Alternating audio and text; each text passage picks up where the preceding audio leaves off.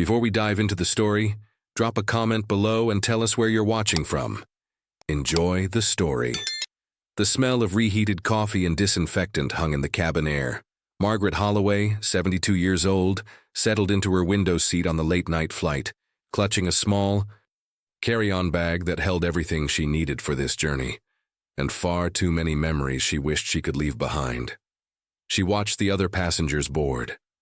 A businessman typing frantically on his phone, a young woman lost in her headphones, an elderly couple holding hands as they found their seats. Everyone wrapped in their own world, their own story. Margaret had her own story too, a widow of 4 years, a mother of 2 children who rarely called, a grandmother whose grandchildren she saw only in photographs posted online. She was flying back to her hometown for the first time in years, though she could not quite explain why. Perhaps to remember who she used to be, perhaps to say goodbye to who she had become. The cabin fell into that peculiar silence that precedes takeoff, the hum of engines warming, the click of seatbelts, the rustle of last-minute adjustments. And then she saw her. A little girl, no more than 5 years old, appeared in the aisle. She was alone. Her clothes were too large for her small frame, hanging loosely as if borrowed from someone much bigger. Her hair was uncombed. Her eyes carried a weariness that no child should know. The girl stopped, directly beside Margaret's row. For a moment their eyes met, and Margaret felt something she could not name. A pull, a recognition, as if this child were asking permission for something words could not express. The girl hesitated. She placed one small hand on her stomach, wincing slightly as though something hurt. Then, deliberately, she chose the empty seat beside Margaret and sat down without a word. A flight attendant approached, her smile professional but her eyes concerned. "Sweetheart, where are your parents?" The girl did not answer. She simply turned toward the dark window and whispered something so quietly that Margaret barely caught it. "It's landing." A chill ran down Margaret's spine. The flight attendant asked again, louder this time. Other passengers began to look, but the girl remained silent, her small hands folded in her lap, her eyes fixed on the blackness. Beyond the glass, Margaret leaned closer.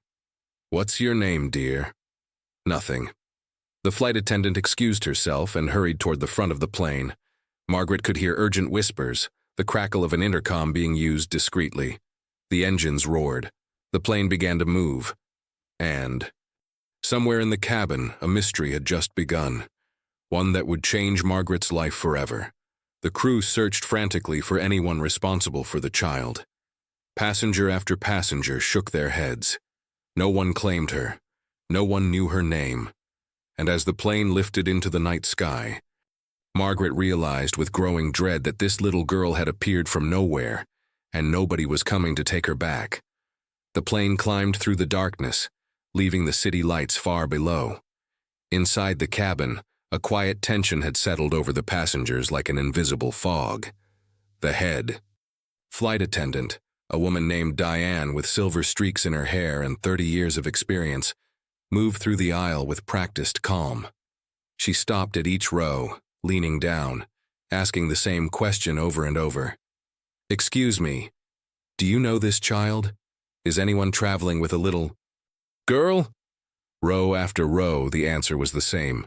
Confused looks, shaken heads, murmured apologies. Margaret watched it all from her seat, her arm instinctively resting on the armrest between her and the girl, close enough to offer comfort, careful enough not to frighten her. The child had not moved. Since takeoff, she sat perfectly still, her oversized clothes swallowing her tiny frame, her eyes fixed on some invisible point beyond the window. The only sign of life was the occasional blink and the slow rise and fall of her chest. Margaret tried again, keeping her voice soft and warm, the same voice she had used decades ago when her own children woke from nightmares. "Sweetheart, can you tell me your name?" "I'm Margaret. I'd like to help you." For a long moment, nothing. Then, without turning her head, the girl spoke. "The plane is going down." Margaret's heart skipped. "No, dear, we took off. We're going up."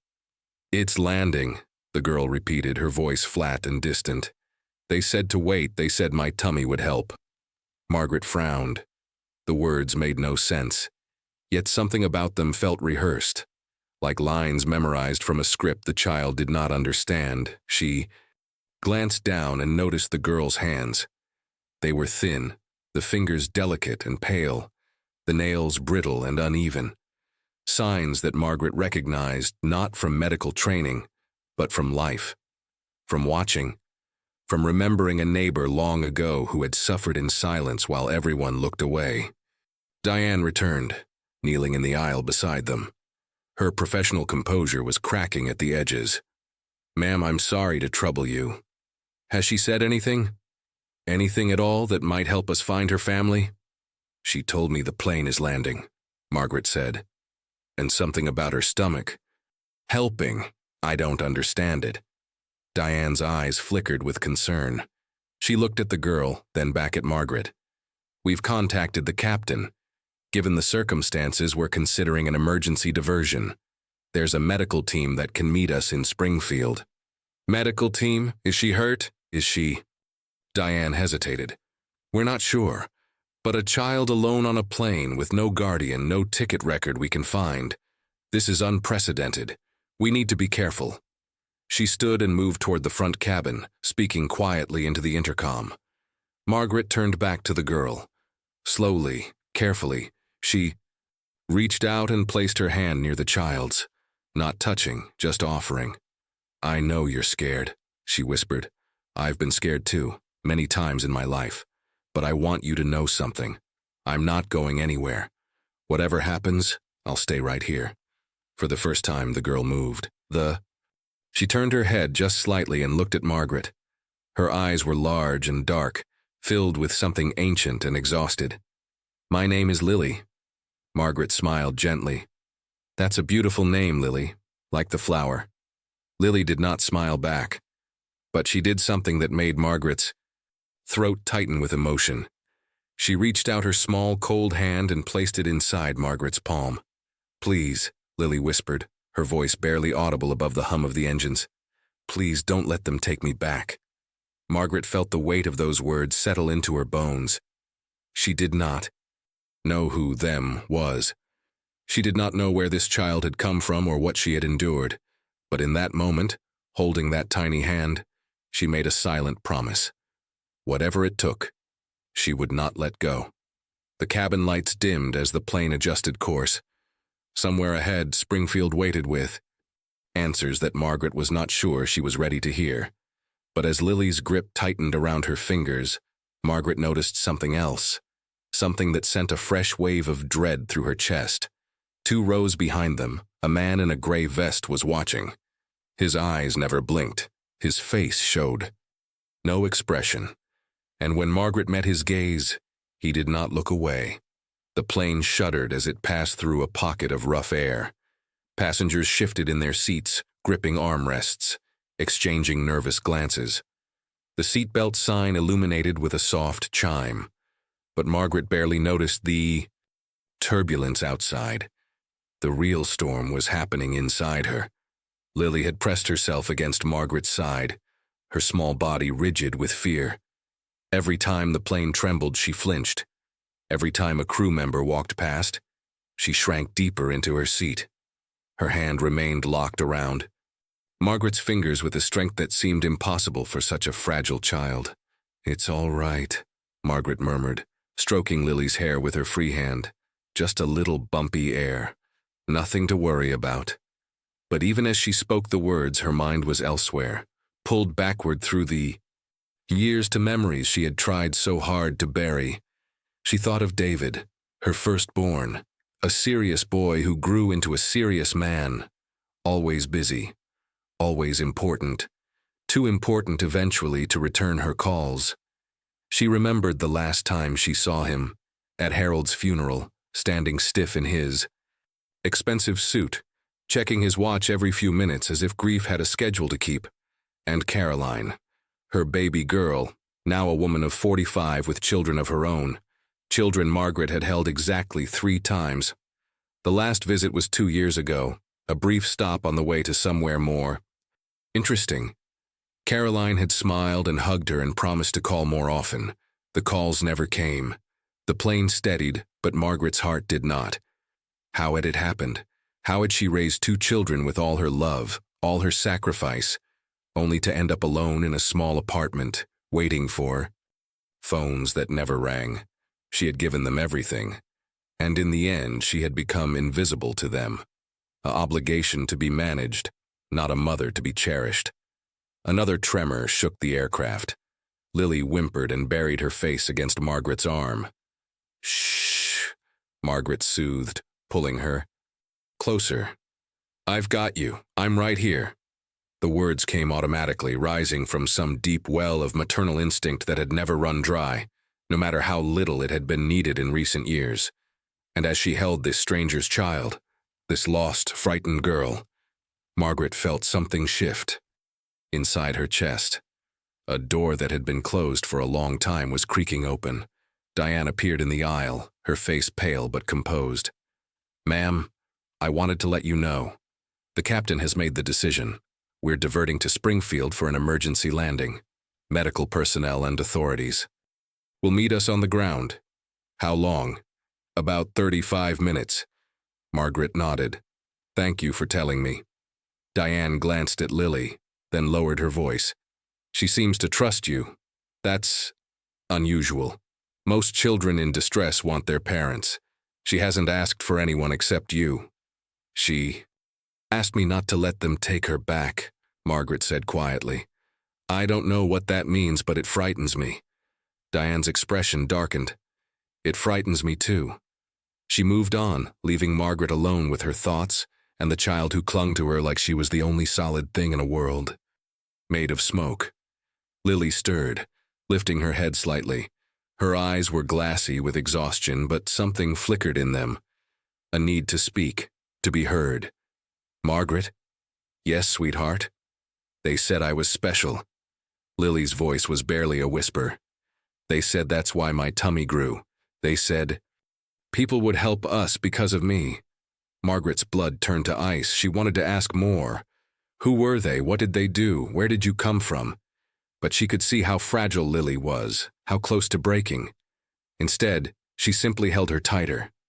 "You are special, Lily, but not because of your tummy.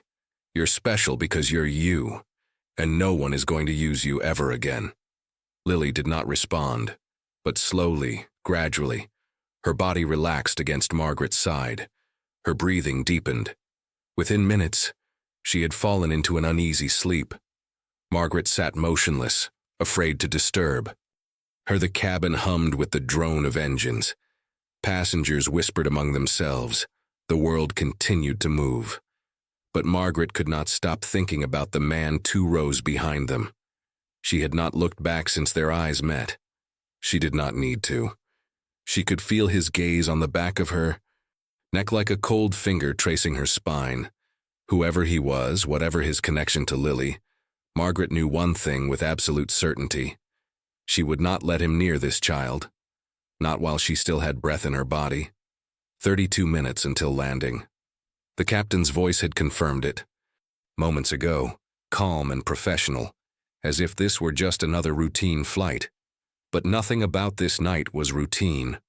Margaret shifted carefully in her seat, trying not to wake Lily, who dozed fitfully against her shoulder.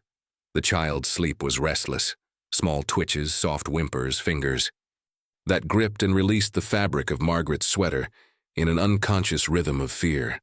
To keep her own nerves steady, Margaret began to whisper. Stories from her childhood, half-remembered tales her grandmother used to tell on summer evenings. A farm in Ohio, a dog named Biscuit who chased chickens and slept at the foot of her bed, apple pies cooling on windowsills, a world that seemed impossibly distant now, impossibly innocent. Lily stirred at the sound of her voice, not fully awake, but listening. "Did you have horses?" she mumbled. Margaret smiled softly. "No horses, but we had a cow named Petunia. She was very grumpy and only liked my grandmother." "I like horses," Lily said, her eyes still closed. "I saw one once, from the van." Margaret's smile faded. The van? Uncle Ray's van. It was gray. We drove a lot. Lily's voice was dreamy, drifting between sleep and waking.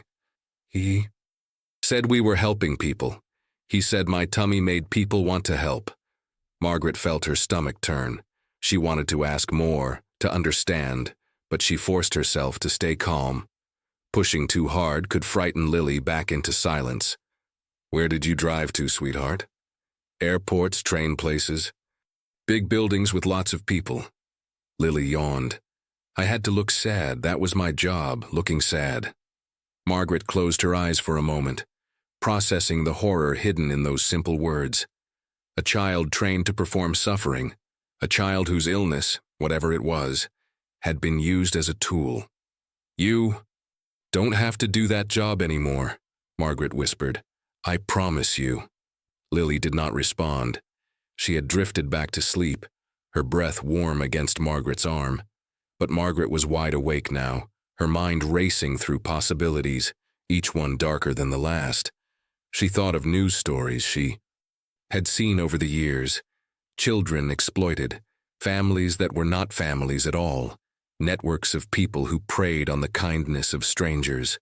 Could Lily have been part of something like that? The thought made her physically ill. She forced herself to look around the cabin to ground herself in the present moment. The businessman was asleep, his laptop closed. The young woman with headphones was watching something on her phone, oblivious. The elderly couple sat quietly, hands still intertwined. And then there was him, the man in the gray vest. Margaret had avoided looking directly at him since their first eye contact. But now, with Lily asleep and her own fear sharpened to a point, she allowed herself a careful glance backward. He was still watching, not obviously, not aggressively. He had a magazine open in his lap, and occasionally he would turn a page. But his eyes were not on the words. They were fixed on the back of Margaret's seat, on Lily. He was younger than Margaret had first thought, maybe 40, with a forgettable face and clothes designed to blend in. The gray vest, the plain jeans, the unremarkable shoes. Everything about him said ordinary, everything about him screamed wrong. Margaret turned back around, her heart pounding. She thought about alerting Diane, but what would she say? A man is looking at us? That was not a crime. That was barely suspicious to anyone who had not felt the weight of his gaze. No, she needed to be smart. She needed to protect Lily without causing a scene that might give this man a reason to act. Carefully, casually, Margaret adjusted her position. She angled her body so that she blocked the man's view of Lily completely. She pulled her sweater around the sleeping child like a shield. If he wanted to get to Lily, he would. Do we have to go through her? 26 minutes until landing. Margaret watched the minute counter on the seatback screen, willing it to move faster. Springfield could not come soon enough. And then she heard it, the soft creak of a seat, the whisper of fabric moving, footsteps in the aisle. Coming. Closer. Margaret did not turn around. She did not need to. She could feel him approaching, each step deliberate, each second stretching into eternity. And when a shadow fell across her row, she knew. The man in the gray vest had finally made his move. The shadow stopped beside Margaret's row.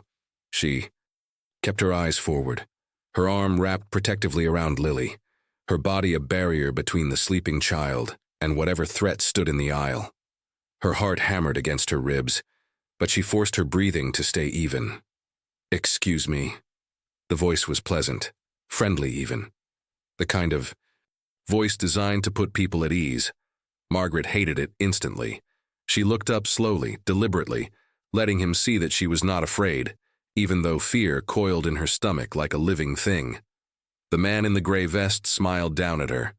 Up close, his face was even more forgettable. Average features, average build. The kind of person you would pass on the street without a second glance. But his eyes were different. They were too still, too watchful, like a predator waiting for the perfect moment to strike. I think there's been a misunderstanding, he said, directing his words toward Diane, who had followed him down the aisle. This is my niece, Lily. She must have gotten confused when we boarded and wandered to the wrong seat. Diane's face showed visible relief. A solution. An explanation. Everything could go back to normal. But Margaret saw what Diane did not see. She felt Lily's body go rigid against her side. The child was awake now. Margaret could tell by the sudden tension in her small frame, the way her fingers dug into Margaret's sweater like claws. Lily had not moved, had not opened her eyes, but she was listening, and she was terrified. "If she's your niece," Margaret said, her voice steady, "why didn't you come forward when the crew was searching for her guardian?" The man's smile did not waver. "I was asleep. I didn't realize there was an issue until just now. Long day, you understand?" "You were not asleep." Margaret met his gaze directly. "I saw you watching us. For the past hour, you have done nothing but stare at this child." A flicker of something crossed his face. Annoyance, perhaps, or the recalculation of a predator who had underestimated his prey. It vanished as quickly as it appeared. "Ma'am, with all respect, you don't know what you're talking about. This is a family matter." "Then why is she shaking?" The words hung in the air. Diane looked down at Lily, and even she could see it now. The tremors running through the child's body, the white-knuckled grip on Margaret's clothes, the absolute stillness of someone trying desperately to become invisible. "Lily," Diane said gently, kneeling beside the row. "Sweetheart, can you look at me? Is this man your uncle?" Lily did not move, did not speak, but a single tear escaped from beneath her closed eyelids and traced a slow path down her cheek. That tear said everything. Margaret spoke before the man could respond. "I want the authorities contacted immediately. I want police waiting when we land.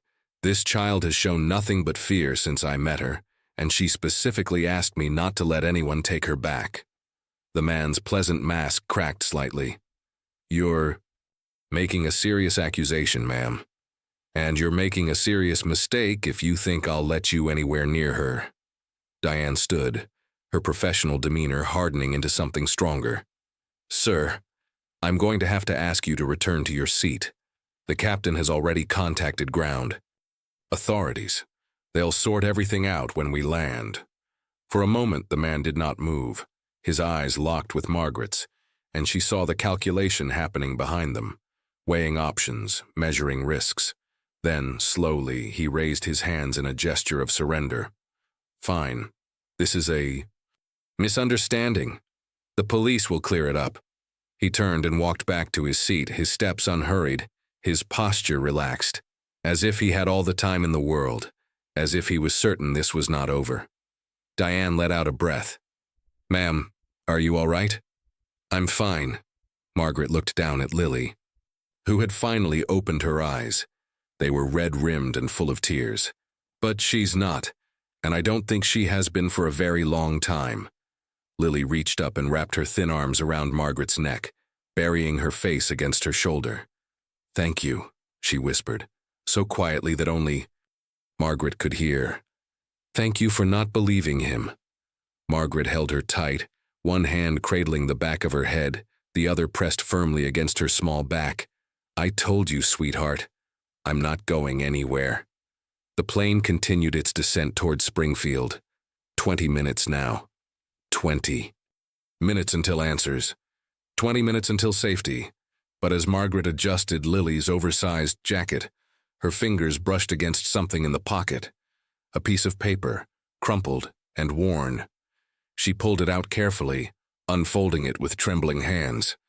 5 words were scrawled across the paper in handwriting that was careless, almost mocking. "If found, return to sender. No reward." Margaret stared at the note, her blood running cold. Lily was not just lost, she had been discarded, like a package no one wanted back. The plane began its final approach to Springfield. Through the window, Margaret could see the scattered lights of the small city below. Ordinary lives in ordinary homes, unaware of the extraordinary nightmare unfolding 30,000 feet above them. The cabin lights shifted to amber, bathing everything in a warm glow that felt deeply wrong given the circumstances. The captain's voice crackled through the speakers, calm and professional. "Ladies and gentlemen, we'll be landing in approximately 12 minutes. Please ensure your seatbelts are fastened and your tray tables are secured. Emergency personnel will be meeting the aircraft upon arrival." A murmur rippled through the passengers. Emergency personnel. Most of them had no idea why. They exchanged curious glances, whispered speculations, mild annoyance at the disruption to their travel plans. Margaret ignored them all. Her entire world had narrowed to the small body pressed against her side and the crumpled note still clutched in her hand. "If found, return to sender. No reward." The words burned in her mind. What kind of person wrote something like that about a child? What kind of world allowed such cruelty to exist? She tucked the note into her own pocket. Evidence. The police would need. Lily had not spoken since the confrontation with the man in the gray vest. She sat rigid and silent, her eyes open but unfocused, her small hands folded tightly in her lap. The brief moment of connection they had shared seemed to have cost her something, as if trusting Margaret, even a little, had depleted reserves she could not afford to spend. The plane shuddered as it descended through a layer of clouds. Margaret instinctively reached for Lily's hand. "Almost there, sweetheart. Just a few more minutes." Lily did not respond, but she did not pull away either. Her fingers were ice cold. The turbulence increased as they dropped lower. The aircraft groaned and rattled, fighting against crosswinds that seemed determined to push them off course. Passengers gripped their armrests. Someone behind them let out a nervous laugh. Margaret held Lily's hand tighter and focused on her. Breathing, in and out, steady and calm. She had survived worse than a bumpy landing. She had survived the death of her husband, the abandonment of her children, the slow erosion of everything she had built over 7 decades of life. She could survive this. The ground rushed up to meet them. Margaret saw runway lights streaking past the window, felt the wheels touch down with a jarring impact that rattled her teeth. The plane bounced once, twice, then settled into a rapid deceleration that pressed them both forward against their seatbelts. And then it was over. They were on the ground. Margaret let out a breath she had not realized she was holding. Beside her, Lily remained frozen, as if she did not quite believe they had made it. "We're here," Margaret said softly. "We're safe." But even as she spoke the words, she knew they were not entirely true. Safe was a relative term. Safe meant different things to different people, and for Lily, true safety was still a distant dream. The plane taxied slowly toward a remote section of the terminal. Through the window, Margaret could see vehicles waiting. An ambulance with lights flashing silently, several police cars, a van marked U, with official insignia she did not recognize. Diane appeared at their row, her face pale but determined. "Mrs. Holloway, we're going to deplane you and Lily first. The authorities want to speak with both of you before anyone else exits the aircraft." "And him?" Margaret glanced toward the back of the plane where the man in the gray vest sat motionless in his seat. "He'll be questioned as well, but separately." Diane lowered her voice. "The captain informed ground control about your concerns. They're taking this very seriously." Small comfort, but comfort nonetheless. The plane came to a complete stop. The cabin lights brightened. Passengers began to shift and murmur, eager to escape the confines of their seats. But Margaret and Lily were already moving. Diane guided them down the aisle toward the front exit, where the aircraft door was slowly opening to reveal a cluster of uniformed figures waiting on the jetway. Paramedics, police officers, a woman in a dark suit who carried herself with unmistakable authority. Margaret paused at the threshold, looking back one last time at the cabin that had been the setting for this strange, terrifying chapter of her life. She saw the businessman gathering his laptop, the young woman stretching her neck, the elderly couple helping each other stand, and she saw the man in the gray vest. He was watching her. His face was calm, almost serene, and as their eyes met across the length of the cabin, he smiled, a small, cold smile. That promised nothing good. Then Margaret turned away, took Lily's hand, and stepped off the plane. The first paramedic to reach them was a young woman with kind eyes. She knelt before Lily, her movements gentle and unthreatening. "Hi there, sweetheart. Can I take a look at you?" Lily looked at Margaret for permission. Margaret nodded. And as the paramedic began her examination, her expression changed, professionalism giving way to something darker, something urgent. She looked up at her colleagues and spoke a single word that made Margaret's heart stop. Now. The Springfield airport had never seen anything quite like this. A small conference room near the security office had been transformed into a makeshift medical station, with equipment brought in from the waiting ambulance and personnel working with quiet urgency. Margaret sat in a plastic chair against the wall, close enough to see Lily, but far enough to give the medical team space to work.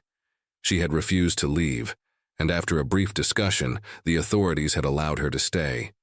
Lily would not stop crying when they tried to separate them. Dr. Rachel Hernandez, a woman with gray-streaked hair and steady hands, led the examination. She spoke to Lily in soft tones, explaining everything before she did it, treating the child with a gentleness that made Margaret's throat tighten with gratitude. "You're being so brave, Lily. I just need to feel your tummy, okay? I'll be very gentle." Lily nodded, her eyes fixed on Margaret across the room. Margaret smiled encouragingly, though her heart was breaking. The examination continued for several minutes. Dr. Hernandez's face remained neutral, professional, but Margaret had learned to read people over 72 years of living, and she could see the subtle shifts. The slight tightening around the eyes, the way her jaw set just a little firmer. Something was wrong, something beyond what any of them had imagined. Finally, Dr. Hernandez stepped back and spoke quietly to a colleague. The colleague's eyes widened. He immediately left the room, phone all ready, pressed to his ear. Dr. Hernandez approached Margaret, keeping her voice low. "Mrs. Holloway, may I speak with you privately?" They stepped into the corner, away from Lily's hearing. "The abdominal swelling is not what it appears," Dr. Hernandez began carefully. "It's not what some might have assumed at first glance. It's a severe medical condition caused by intestinal parasites combined with extreme malnutrition over a prolonged period. This child has been neglected for a very long time. Years, possibly." Margaret felt the room tilt slightly. "But she'll recover. Physically, yes, with proper treatment, her body will heal." Dr. Hernandez paused. "Emotionally, that will take much longer." A man in a dark suit entered the room, an agent of some kind, his badge catching the fluorescent light. He conferred briefly with the medical team, then approached Margaret. "Mrs. Holloway, I'm Agent Torres, I need to inform you of something." His voice was grave. "We've searched our databases extensively. This child has no birth certificate, no medical records, no school enrollment. Officially, Lily does not exist." Margaret looked across the room at the small girl sitting on the examination table, clutching the thin hospital blanket like a lifeline. No records, no history. A ghost child, invisible to every system designed to protect her. And somewhere out there, the people who had made her this way were still free. The hours blurred together in that small airport room. Lily had been given fluids, medication, and a warm blanket. She slept now on a makeshift cot, her breathing finally steady, her small face peaceful for the first time since Margaret had met her. Margaret sat nearby, watching over her like a sentinel. The authorities had asked their questions, dozens of them, and she had answered everyone.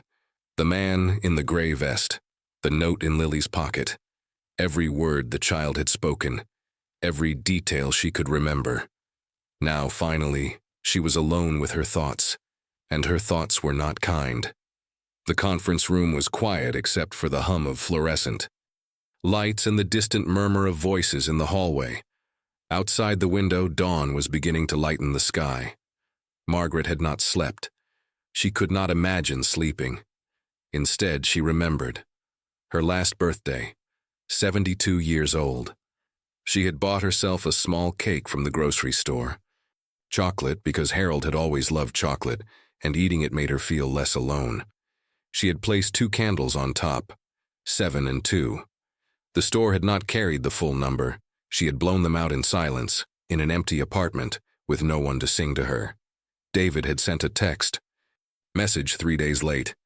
Happy birthday, Mom. Sorry I missed it. Crazy busy here. No call, no visit, just 12 words on a screen. Caroline had not acknowledged it at all. Margaret remembered standing at Harold's grave 2 months ago, talking to him as she often did, telling him about the grandchildren she never saw, about the silence that filled her days, about the growing feeling that she had somehow become invisible, present in the world but unseen by it. I don't know what I did wrong, she had whispered to the headstone. I gave them everything, and they gave me nothing but absence. The memory stung, even now, but sitting here watching Lily sleep, Margaret understood something she had not grasped before. Her pain and Lily's pain, they were different in scale, different in cause, but they shared a common root: invisibility, to be looked at without being seen, to exist without mattering, to reach out and find only empty air where love should have been. Margaret had spent 4 years wondering what she had done to deserve her children's neglect, but Lily was 5 years old. She had done nothing. She had simply been born into a world that had failed her. Completely. The door opened softly. A nurse entered to check Lily's vitals, moving with practiced silence. She nodded to Margaret, offered a small smile of solidarity, and left without a word. Lily stirred on the cot. Her eyes fluttered open, confused at first, then focusing. She looked around the unfamiliar room with growing panic until her gaze found Margaret. The panic faded. You stayed, Lily whispered. Of course I stayed. Margaret moved closer, taking the chair beside the cot. I told you I wasn't going anywhere. Lily was quiet for a moment. Then, in a voice still heavy with sleep, she spoke the word that changed everything. Margaret? Yes, sweetheart. The child looked up at her with eyes that had seen far too much for 5 years of life, and in those eyes Margaret saw something she had not expected. Not just fear, not just exhaustion, but the faintest flicker of hope. It was fragile, barely visible, like a candle flame in a hurricane. But it was there, and Margaret knew, in that moment, that she would do whatever it took to keep it burning. 3 days had passed since the emergency landing in Springfield. Lily had been transferred to a proper medical facility, a children's wing in the county hospital, where specialists could monitor her recovery, and therapists could begin the long process of understanding what she had endured. The parasitic infection was responding to treatment. Color was returning to her cheeks. She had gained almost 2 pounds. But the most remarkable change was not physical. It was the way her eyes lit up every afternoon at exactly 2 o'clock, when Margaret walked through the door of her hospital room. Margaret had not left Springfield. Her original flight, her hometown, the vague purpose that had sent her traveling in the first place. All of it had been forgotten. She had checked into a budget motel 3 blocks from the hospital, a place with thin walls and a coffee maker that barely worked, and she had built her days around visiting hours. The hospital staff had noticed. The nurses smiled when she arrived. The doctors included her in their updates. Even the security guard at the front desk had learned her name. Afternoon, Mrs. Holloway, she's been asking about you since breakfast. Margaret smiled and walked a little faster. Today, she carried something special, a small paper bag from the gift shop downstairs. Inside was a stuffed rabbit, beige with long floppy ears and a tiny blue bow around its neck. It was not expensive, it was not fancy, but it was soft and gentle and something a child could hold in the dark. Lily was sitting up in bed when Margaret entered, her hair freshly brushed by one of the nurses, her hospital gown decorated with cartoon butterflies. She looked so different from the hollow-eyed waif on the airplane. Still fragile, still cautious, but alive in a way she hadn't been before. Margaret! The brightness in her voice made the long walk from the motel worth every step. Hello, sweetheart. How are you feeling today? Better. The doctor said my tummy is getting smaller. She said that's good. That's very good. Margaret settled into the chair beside the bed, her chair now unofficially claimed through days of constant presence. I brought you something, she held. Out the paper bag. Lily took it with trembling hands, as if afraid it might disappear. She opened it slowly, reverently, and when she saw the rabbit inside, her breath caught in her throat. Is this for me? All yours. I thought you might like something to keep you company at night. Lily lifted the rabbit from the bag and held it against her chest. Her eyes glistened with tears that she was trying very hard not to shed. I never had one before, she whispered. A toy, not one that was just mine. Margaret's heart cracked along fault lines she had not known existed. She thought of her own. Children's rooms overflowing with toys, birthday parties with mountains of presents, Christmas mornings buried in wrapping paper. And here was a child who had never owned a single stuffed animal. Well, now you do, Margaret said, keeping her voice steady through sheer force of will. What will you name him? Lily considered this question with the gravity it deserved. She turned the rabbit over, examined his floppy ears, touched the blue bow. Biscuit, she decided. Like your dog. From the farm. Margaret blinked. She had mentioned Biscuit only once, days ago on the airplane, during those desperate moments when she was trying to keep Lily calm. The child had remembered. Biscuit is a perfect name. They spent the next hour together, as they had spent every afternoon since the landing. Margaret told more stories, about the farm, about her grandmother's apple pies, about Harold and how he used to make terrible jokes that only he found funny. Lily listened with rapt attention, occasionally asking questions, slowly assembling a picture of a world where families could be warm and safe and loving. It was during a pause in the conversation that Patricia Chen appeared in the doorway. Patricia was the social worker assigned to Lily's case, a woman in her 50s with sharp eyes and a kind manner who had been working tirelessly to untangle the mystery of this child's origins. She had interviewed Margaret twice already, comparing notes with the federal investigators, building a file that grew thicker every day. Mrs. Holloway, do you have a moment? Margaret glanced at Lily, who was absorbed in introducing Biscuit to the various features of her hospital room. Of course. They stepped into the hallway, where the afternoon light streamed through tall windows and the sounds of the hospital created a constant muted hum. I wanted to update you on the investigation, Patricia said, her voice low. We've made some progress, but also hit some walls. The man from the airplane, the one in the gray vest, disappeared before the police could detain him. Security. Footage shows him leaving through a service exit. A car was waiting. Margaret felt cold despite the warm sunlight. So he's still out there. For now. But the FBI is involved. They're treating this as part of a larger pattern. A pattern? Patricia hesitated, choosing her words carefully. There have been other cases, other children used in similar ways. We believe Lily was part of an organized operation. The words hung in the air between them. Margaret thought of the note in Lily's pocket. Return to sender, no reward. A child treated as merchandise, as a tool. What happens to her now? Margaret asked. When she's well enough to leave the hospital? That's actually what I wanted to discuss with you. Patricia studied Margaret's face for a long moment. You've been here every day. You've built a connection with her that no one else has been able to establish. The therapist says, Lily asks about you constantly. She trusts you in a way she doesn't trust anyone else. Margaret waited, sensing that something important was coming. Mrs. Holloway, I have to ask you a direct question, and I need you to think carefully before you answer. Patricia's eyes held a weight that Margaret recognized, the weight of someone who had seen too many children fall through the cracks of a broken system. Would you consider becoming officially involved in Lily's case, not just as a visitor, but as something more permanent? Margaret did not sleep that night.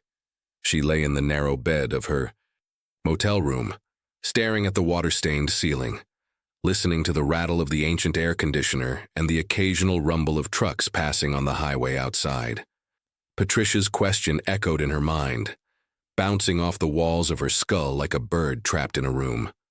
Would you consider becoming officially involved? Something more permanent. The words terrified her. And yet, beneath the terror, something else stirred, something that felt dangerously like hope. She was 72 years old. Her joints ached in the morning. Her savings account held barely enough to sustain her. Modest lifestyle for another decade. Her own children had written her off as irrelevant, a relic of a past they had outgrown. What business did she have taking responsibility for a traumatized 5-year-old? Margaret sat up, abandoning the pretense of sleep. She walked to the window and pulled back. The thin curtain, looking out at the parking lot below. A few cars sat in pools of yellow lamplight. A stray cat prowled between them, hunting shadows. She thought about Harold.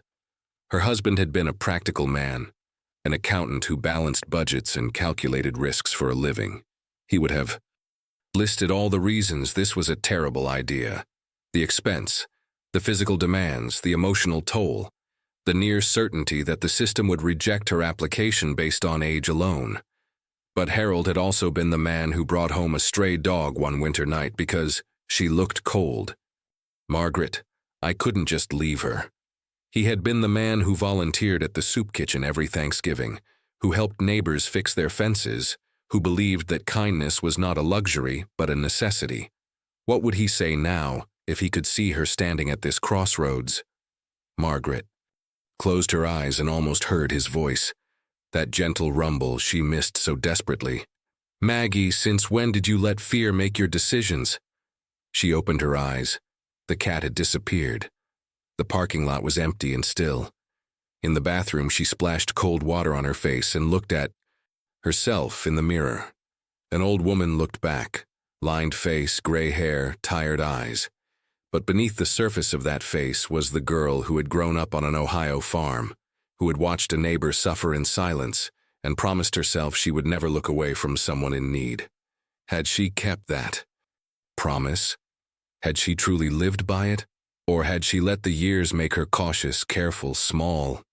The morning light was beginning to seep through the curtains when Margaret finally made her decision. At 10 o'clock, she walked into the social services office and asked to see Patricia Chen. The waiting room was crowded. Young mothers with crying babies, elderly couples filling out forms, a teenager sitting alone with headphones and a defiant expression. Margaret took a number and sat in a plastic chair, her purse clutched in her lap, her heart beating faster than it had in years. When Patricia finally called her back, Margaret did not hesitate. I want to help Lily. Whatever it takes, whatever form it needs to take, I want to be part of her life. Patricia studied her for a long moment. Mrs. Holloway, I have to be honest with you. This won't be easy. There are legal hurdles, background checks, home evaluations. Your age will be a factor. Your financial situation will be scrutinized. Some people in the system will actively oppose this. I understand. Do you? Patricia leaned forward. Lily has been through severe trauma. She may have behavioral issues that haven't surfaced yet. She may struggle with attachment, with trust, with basic emotional regulation. Caring for her will not be like caring for a typical child. I know. Margaret met her gaze steadily. I'm not looking for easy. I'm looking for right. Patricia was quiet for a moment. Then slowly she nodded. There's something else you need to know before we proceed. Something about Lily's past and about the people who had her before. Margaret's stomach tightened. Tell me. Patricia opened a folder on her desk, thick with documents, photographs, reports. The investigation has uncovered more details about the operation Lily was part of. It's worse than we initially thought, and there's a possibility that you need to be aware of. She slid a photograph across the desk.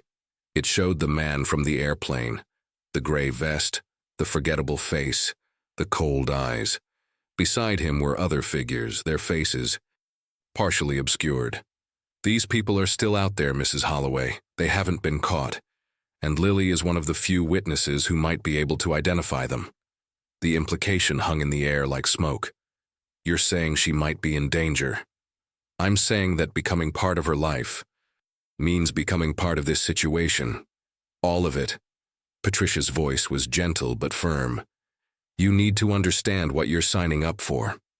Margaret looked at the photograph, at the man who had smiled at her across the airplane cabin, at the shadowy figures who had treated a child like a commodity.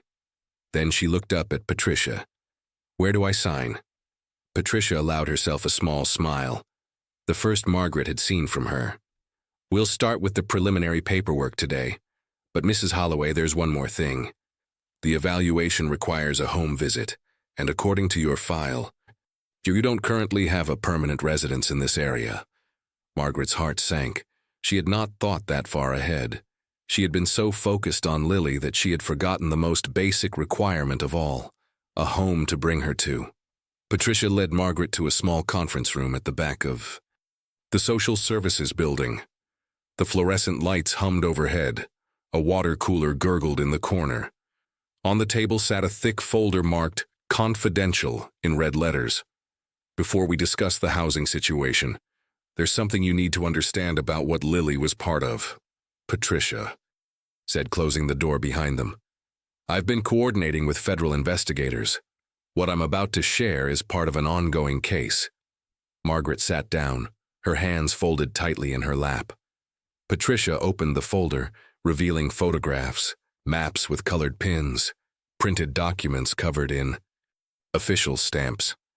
There are networks of people who exploit vulnerable children for profit, not in the ways you might first imagine, though those exist too. This particular group operates differently. They use children as tools to generate sympathy from strangers. Margaret nodded slowly. Lily mentioned something like that. On the airplane, she said her tummy made people want to help. Exactly. Patricia's voice was heavy with controlled anger. These groups, the investigators have started calling them the collectors. They target children who are already vulnerable, orphans, runaways, kids from families too broken to protect them. They keep them in poor health deliberately. The visible suffering makes strangers more generous. Margaret felt sick. And Lily. Lily was kept malnourished on purpose. The abdominal swelling made her appear more desperate, more pitiable. She was trained to repeat certain phrases like "it's landing," to seem confused and helpless. It worked. People gave money. People offered assistance.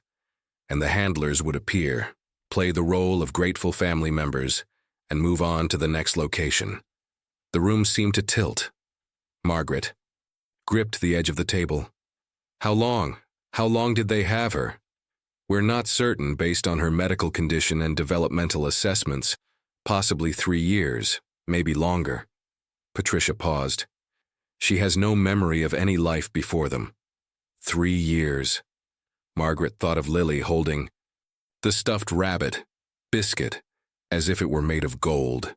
3 years without a toy, without a bed to call her own, without a single person who saw her as anything other than a means to an end. The man on the airplane, Margaret said, the one in the gray vest. Patricia slid another photograph. Across the table, the same forgettable face captured by airport security cameras as he slipped through a service door. His name, or at least one of his names, is Raymond Vance. He's connected to at least 4 other cases in 3 different states.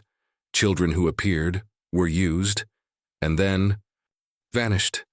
Vanished? Patricia was silent for a moment. Some were recovered. Others, we don't know. Lily mentioned brothers and sisters to her therapist, children who traveled with her and then were gone one day. We're investigating. The weight of it pressed down on Margaret's chest. This was not just about one lost child. This was a web of cruelty stretching across the country, with Lily caught in its strands. You said they haven't been caught? Margaret said. Raymond Vance and the others. Not yet. The FBI is working on it, but these people are careful. They move constantly. You use fake identities. They blend in. Patricia closed the folder. And there's something else you should know. Margaret braced herself. Lily is a witness. She's young, and her memories are fragmented. But she's seen faces, heard names, been to locations. If this case ever goes to trial, her testimony could be crucial. Which means the people who had her might prefer she never testify. Patricia's eyes met Margaret's directly. I'm not saying this to frighten you away. I'm saying it because you deserve the truth. If you become part of Lily's life, you become part of this situation. The danger isn't theoretical. Margaret sat in silence, processing everything she had heard. The collectors, Raymond Vance, children who vanished, a little girl who had never known safety, whose very existence was a threat to people who operated in shadows. She thought of Lily's face, lighting up when she walked into the hospital room, of small fingers clutching a stuffed rabbit named after a dog from a story, and she realized that fear, however justified, was not going to be enough to make her walk away. The following weeks were a blur of paperwork, interviews, and obstacles. That seemed designed to break Margaret's resolve. The first evaluator, a young man with glasses and a clipboard, reviewed her application with barely concealed skepticism. Mrs. Holloway, you're 72 years old. Raising a child with Lily's history requires significant energy and resources. I have both, Margaret replied calmly. Your financial records indicate limited income. Limited income doesn't mean limited love. He made a note. Margaret could not see what he wrote, but the hardest blow came from her own family. David called 3 days into the process. His voice was cold, clipped, the voice of a man who had already decided he was right. Mom, I heard what you're doing, trying to take in some random child. At your age, she's not random, David. Her name is Lily. You can barely take care of yourself. Now you want to play hero? The words cut deep. Margaret closed it so. Her eyes. I took care of you for 18 years. I took care of your sister. I took care of your father until the very end. If that doesn't prove I can care for someone, nothing will. Silence on the line. Don't expect us to help when this falls apart, David said finally. Because it will. The call ended. Margaret sat alone in her motel room, the phone heavy in her hand. Her son's rejection hurt. It always did. But it no longer surprised her, and it would not stop her. She found Elena Vasquez through a legal aid organization, a fierce attorney in her 50s who had dedicated her career to children's advocacy after her own daughter was failed by the system years ago. We'll fight for this, Margaret, Elena said, her eyes blazing with determination, and we'll win. 1 week later, Elena called with news that made Margaret's stomach drop. The judge wants a home evaluation before proceeding. But Margaret, you don't have a home. You're living in a motel without a stable residence. The court won't even consider your petition. Margaret knew what she had to do. She returned to the motel room and opened the small lockbox she kept in her suitcase. Inside was the only valuable thing she still owned, Harold's pocket watch. Gold engraved with his initials, passed down through 3 generations of his family. He had worn it on their wedding day, on the day each of their children was born, on his last Christmas, when he held her hand and told her he had no regrets. She held it now, feeling its familiar weight, remembering his voice, his laugh, his steady presence through 48 years of marriage. I'm sorry, Harold, she whispered, but I think you'd understand. The antique dealer offered $2,800. Margaret knew it was worth more. She accepted. Anyway, combined with her remaining savings, it was enough for a down payment on a small trailer in a rural community 40 minutes outside Springfield. 2 cramped rooms, a tiny kitchen, a bathroom that required creativity. But it was hers, and it could be Lily's. Margaret spent a week transforming. The space, curtains sewn by hand from discount fabric, shelves made from repurposed crates, a small herb garden by the entrance, and in the corner that would be Lily's room, Biscuit the rabbit waiting on a neatly made bed, beside a lamp shaped like the moon. The home evaluator arrived on a gray Tuesday morning. She walked through every inch of the trailer, opening cabinets, checking corners, making notes. Finally, she stopped in Lily's room. She looked at the handmade curtains, the waiting rabbit, the moon lamp glowing softly. Her expression softened almost imperceptibly. "Mrs. Holloway," she said quietly, "this isn't luxury, but what I see here is love. And in my experience, that's rarer than it should be." Before leaving, the evaluator turned back. "I must be honest with you. Given your age and circumstances, full custody is unlikely. The best realistic outcome is supervised guardianship through the state foster program. Would you accept that?" Margaret did not hesitate. "I'll accept whatever keeps her safe." The county courthouse was an old building with echoing hallways and wooden benches worn smooth by decades of hope and heartbreak. Margaret wore her best dress, the same one she had worn to Harold's funeral, and sat in the front row, her hands folded to keep them from trembling. Lily was there too, brought by a social worker. She wore a yellow dress Margaret had bought her, and she clutched Biscuit against her chest. 3 months of treatment had transformed her. Her cheeks had color, her eyes held light. She looked like a child again. Judge Harrison presided, a man of 60 with thick eyebrows and a reputation for fairness.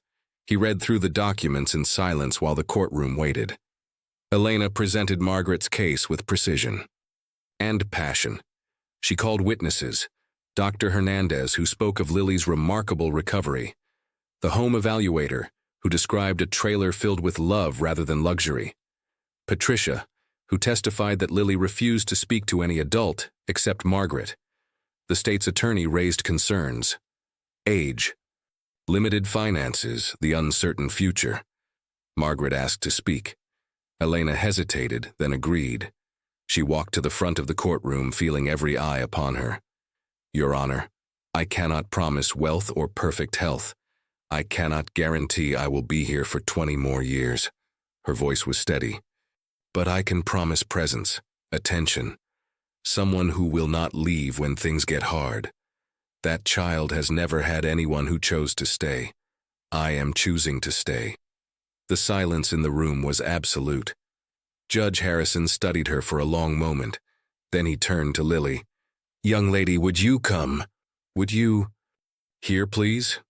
Lily looked at Margaret, who nodded encouragingly. The child walked forward, Biscuit still in her arms. The judge leaned down, his voice surprisingly gentle. "Lily, I need to ask you something very important. You can answer however you feel. There's no wrong answer." He paused. "Where do you want to be?" Lily stood before the judge, so small in that vast courtroom. She looked at the social worker, at Elena, at the stern faces watching from wooden benches. Then she looked at Margaret. Their eyes met. The same way they had met on that airplane in the darkness when everything was, uncertain and frightening. And Lily saw what she had seen then. Someone who would not look away, someone who would not leave. "With her," Lily said softly. Then, stronger, "I want to be with her." Judge Harrison nodded slowly. He had already made his decision, but he needed to hear it from her. "Supervised guardianship is granted to Mrs. Margaret Holloway, under the state foster care program." Margaret could not breathe. Tears streamed down her face as Elena embraced her. 3 months later. The trailer looked different now. Crayon drawings covered the windows. Yellow suns, floppy-eared. Rabbits, a gray-haired woman holding hands with a little girl. Tomatoes grew in the small garden outside. In the tiny kitchen, flour covered everything. The counter, the ceiling, Lily's nose.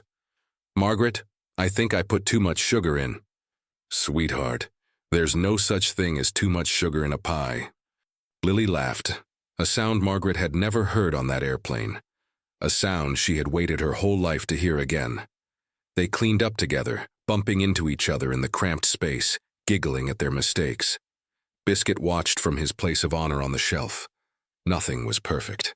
There would be more evaluations, more paperwork, more challenges. Raymond Vance was still out there. David and Caroline still had not called. But when night fell and Margaret tucked Lily into bed, the child whispered something that made everything worth it. "Margaret, thank you for not going away." Margaret kissed her forehead. "Some people just choose to land together, sweetheart." In the window, a handmade sign proclaimed in crooked crayon letters, "Home is where we land." Outside, beneath a sky full of stars, two people the world had forgotten had found something precious. A family that chose to stay. Family isn't who waits for you, it's who lands with you, even in the storm. The end.